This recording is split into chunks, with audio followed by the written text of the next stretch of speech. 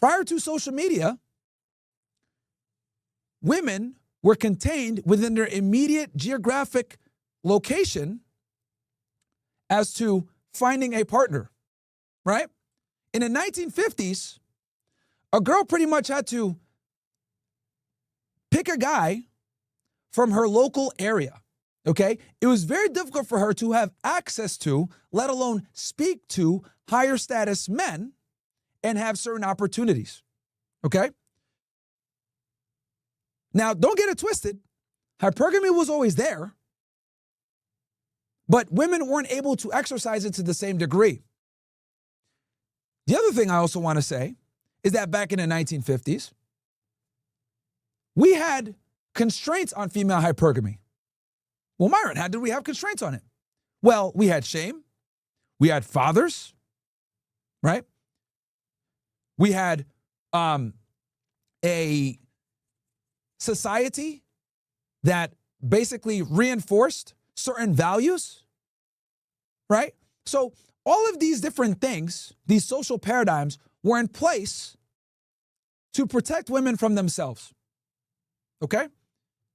This all started to erode in the 1960s with the invention of birth control, the free love, open love movement, rock and drugs, right? Feminism. Basically, the 1960s were one of the most transformative decades in America. Actually, I would say it's probably the most transformative decade in American history. We're talking civil rights. We're talking immigration reforms. We're talking feminism, free love. The 1960s was the beginning of what we're dealing with now, okay? And a lot of people will sit there and tell you that the goal of feminism was for women to be equal to men. And I'm here to tell you guys that that might have been, right, and I'm being extremely charitable here, that might have been the intent of the first wave feminists. But what feminism is now, it's not about equality. It's about eliminating conventions that keep women in line. I'm going to say that again. Feminism is no longer about equality. It's about eliminating conventions, right, that keep women in line. It's the destruction of the nuclear family. It is the stripping of male authority while still making him responsible. It is the creation of family courts that are lopsided in a woman's favor. It is Duluth model legislation that favors women in domestic violence situations. It is believe all women. It is a criminal justice system that always assumes the man is guilty and the woman is innocent. Okay? So we've overcorrected for the benefit of women, and we are now at a point where women have more rights and privileges than men do. Okay? And with this expanded societal influence, open hypergamy thrives.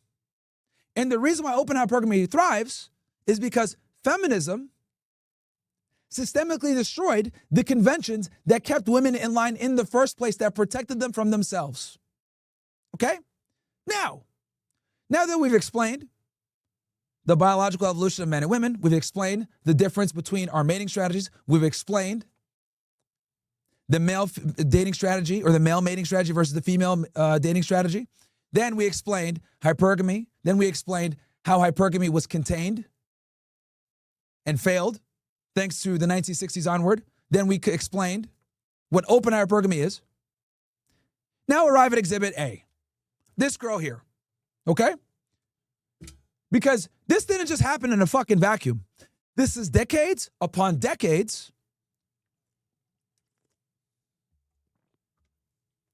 of male subjugation to the female way of thinking.